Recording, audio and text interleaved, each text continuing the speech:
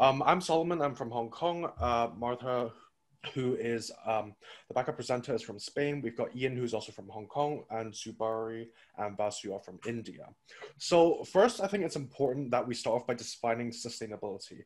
There are many different definitions, but my personal favorite is that sustainability is how we organize our society, interpret our culture, and utilize our technology to fulfill the needs of today without compromising tomorrow's ability to do so. And so, in line with this vision, our group seeks to explain both the components and the mechanisms to achieve this, because we believe it's not enough just to present the end goal, but also to have a framework and on the process to achieve it. And part of our core philosophy is contextual awareness. We are aware that different regions have different needs, so having this contextual awareness is vital to maximizing success. Generalization, it often leads to miscalculation and misallocation of resources. And thus, in this presentation, we'll be introducing mostly general universal principles. So here are our 6 key criteria, which are environmental protection, factor mobility, citizen well-being, future expansion, economic sufficiency, and crisis resistance. Before we get started on the 6 categories, I just want to briefly mention planned cities. When starting cities, it's important to evaluate land quality and risks such as flooding and sinkholes. But building new cities is very resource intensive, and many of the best geographic locations are already inhabited. So we made our NCC proposal based on both applicability to new and existing cities. So let's start off with environmental protection. If you want to read more on the development of our criteria, we'll send out the presentation later, but for the purpose of today, this is not necessary. So let's start with water depletion. Many cities are currently over-extracting water, which of course has ramifications on local ecosystems and long-term water security. In California, the over-extraction of water has led to wildfires. Careful monitoring and rationing needs to be introduced in many cases. And of course, depleted groundwater aquifers need to be artificially recharged to ensure long-term water security. Preserving and protecting existing water sources is generally easier than trying to establish new water sources, so that should be our priority. And of course, water is needed for human survival as well as business activity, so it falls to the government to balance the different needs of all stakeholders and distribute it equitably. To ensure water sustainability and security, we need to have diverse water sources. So this could include rainwater tanks, desalination, water recycling, etc. To reduce the demand strain, water efficiency requirements for appliances, rationing, removing natural constructs such as dams, which have been shown to destabilize local ecosystem, as well as introducing legislation against excessive water pollution to prevent the contamination of existing water sources, all can help. Here you can also see ideas for recharging water sources. In terms of energy production, increased demand for electricity has led to general growth in all energy types. And this is important because it's not only renewables. Renewable energy, despite experiencing a large percentage growth, remains a small subset of global energy production.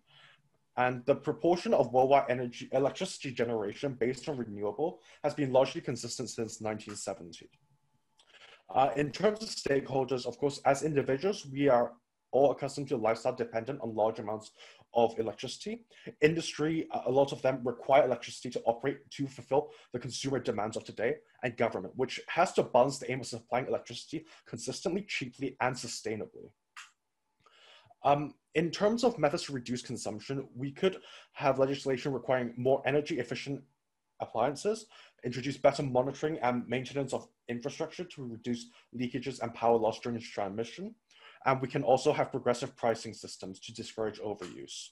So a brief mention on renewable energy, it has many benefits, such as less emissions during operation and lower operational costs. However, it is important to note that they have extremely high startup investment costs, and the production of the equipment such as solar panels and wind turbines often requires many exotic materials, which the extraction of which creates carbon emissions in itself.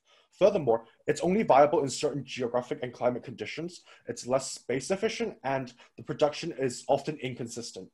Especially with wind, wind turbines, it depends on the level of wind at the time, and with solar panels, it depends on sunlight at the time.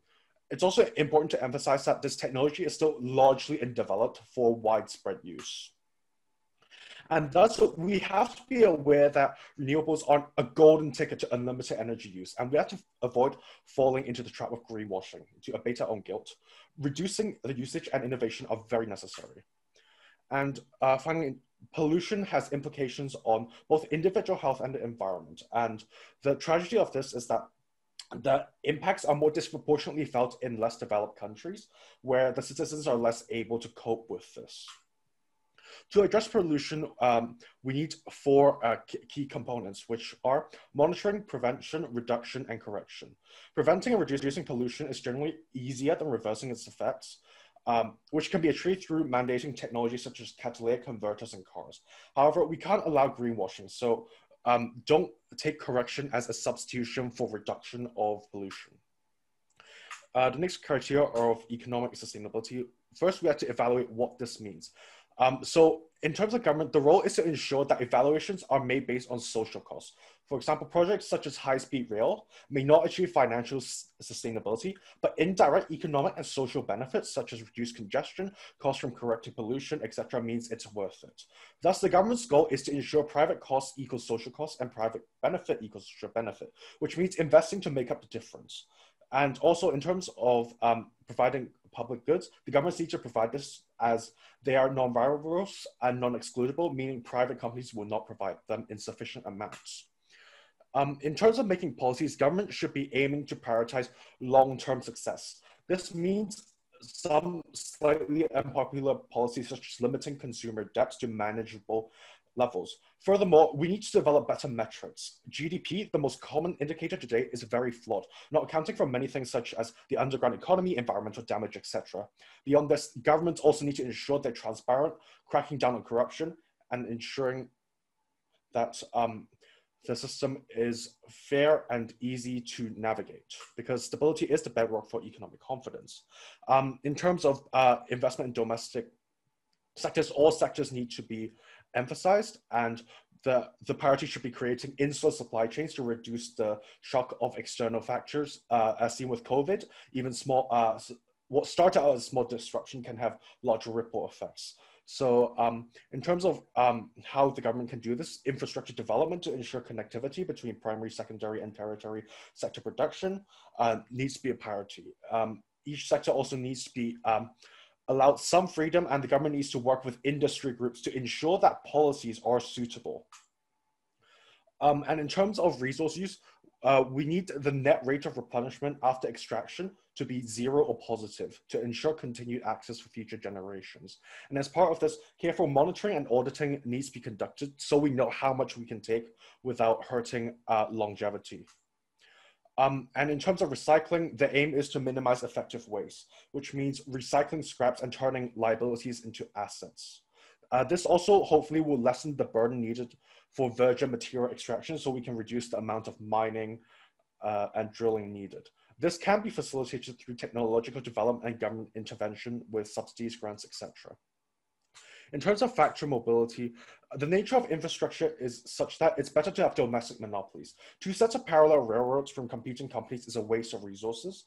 And currently, the benefits of different methods of transportations are not being realized because they're competing with each other over prioritizing social good. For example, domestic plane travel often makes no sense compared to train travel, but it's still an alternative because the plane companies want to compete with the train companies for those routes. So thus, the government needs to heavily regulate the market for optimal results, focusing on quality of service and consistency rather than profitability. And this, of course, can be subsidized through taxation and can be justified for poverty alleviation, as studies have consistently shown that access to public transport is a key factor to escaping poverty. In terms of contextual solutions, transport segmentation is very important, and concerning local factors is important. We will explore some suggested minimum population to sustain different transportation methods later. But for now, all you need to know is that distance and amount of population concentration are the key determinants for what solutions work the best. So for buses, many long bus routes are very inefficient and thus should be replaced. And of course, with the rise of AI, we can have much better bus routes compared to humans just just literally writing them on maps. In terms of metros should be reserved only for cities that have extremely dense populations. Construction should be over capacity to ensure room for future expansion, as building up systems retroactively causes many safety and logistical hazards.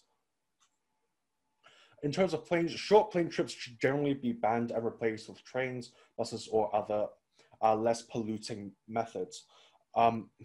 This is because planes have a very high carbon footprint per user. In terms of trains, they are a viable solution for land travel where sea travel is not possible, and they are often underutilized because they are less flagship projects compared to, say, a new airport.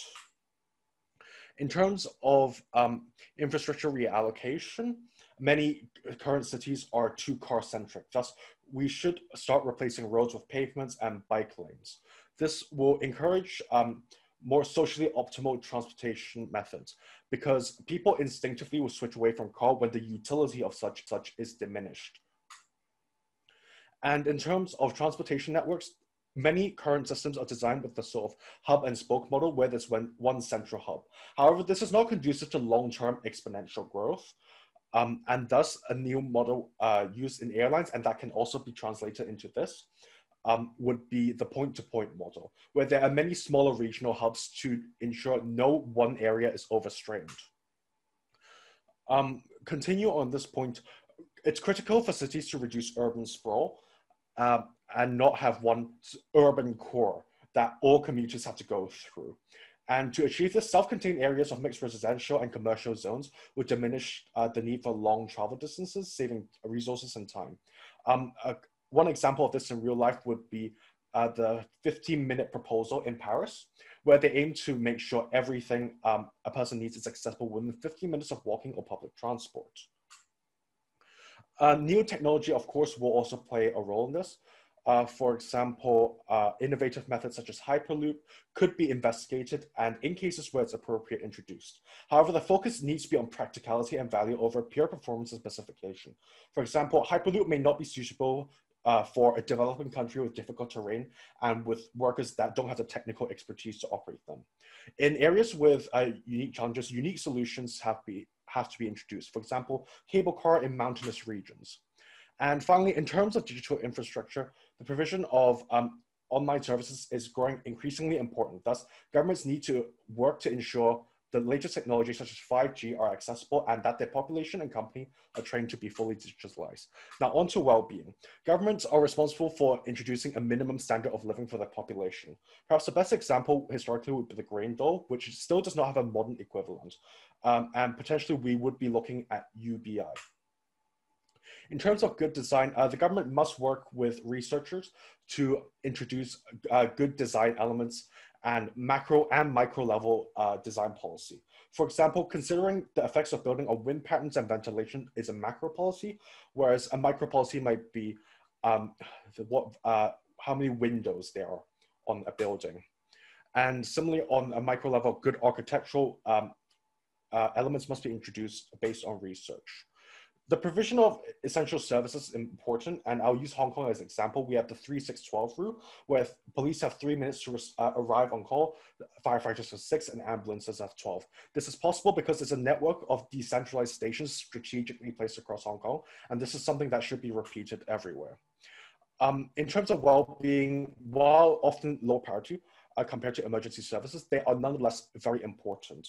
It's critical to ensure that there are enough facilities for the current and projected future population to use it safely, comfortably, and conveniently. In terms of education, education must be reformed to empower individuals and equip them with the modern skills necessary rather than focusing on educational recall. Cooperation with industry groups is a good first step for this. And on crisis aversion and preparation, we believe in the ramped model, which involves research, avoidance, monitoring, designing, and training. Research involves understanding the situation, assessing possible threats, and preparing potential solution contingency plans. Avoidance involves, depending on contextual feasibility, avoiding developing cities in regions extremely vulnerable to natural crisis. Monitoring involves ensuring early warning infrastructure is in place and vigilant. Design involves introducing smart designs at all levels, from buildings to citywide planning, using technology and common sense to reduce the magnitude of crisis. For example, seismic isolation structures can be introduced in areas prone to earthquake. Training involves regularly drilling emergency services and citizens to ensure they know what to do in case of emergency.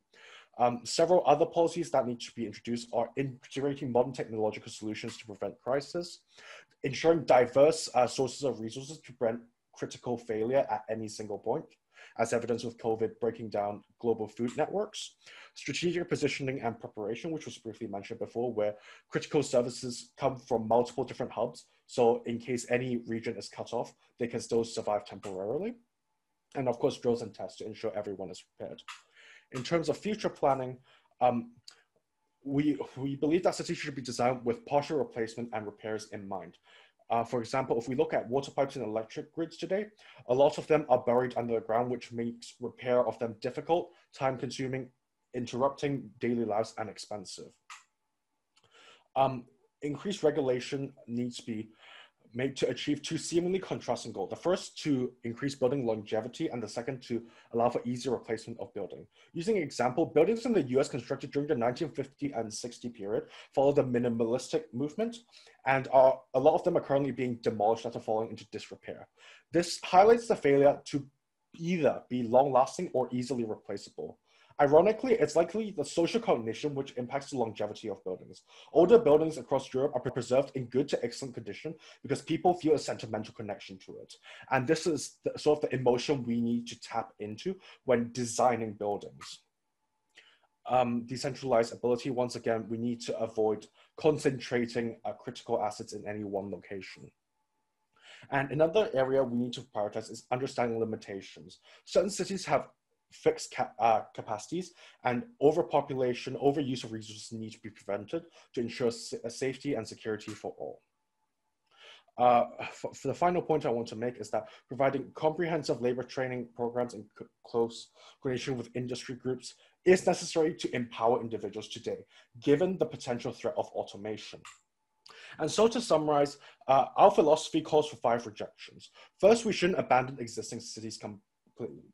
Apart from cultural and historic significance, the already developed infrastructure and assets should continue to be developed, as in many cases, this is more efficient than starting from the ground up. Many cities today are already established in the optimal regions, and finding new sites for development often means compromising on geographic and climate conditions. Next, change needs to come in steps rather than be completely radical, as doing radical change often results in pushback and we don't have time to adapt plans. After that, we also need to ensure that all plans are contextually aware. Also, we need to consider the future and not just look at today. Our designs need to be flexible for safe, sustainable growth. Finally, everyone needs to be involved in the process. We can't have a completely top-down or grassroots movement. Building on the last point, the top of the command chain should focus on coordination and cooperation. Government should ensure the spread of good practice and policy, large-scale impact, and leverage over hostile entities. However, central planning has also historically failed, and thus government should focus on overarching goals and macro-level policies, rather than attempting to micromanage. From the grassroots, everyone needs to be involved, as we need more experiments for more data.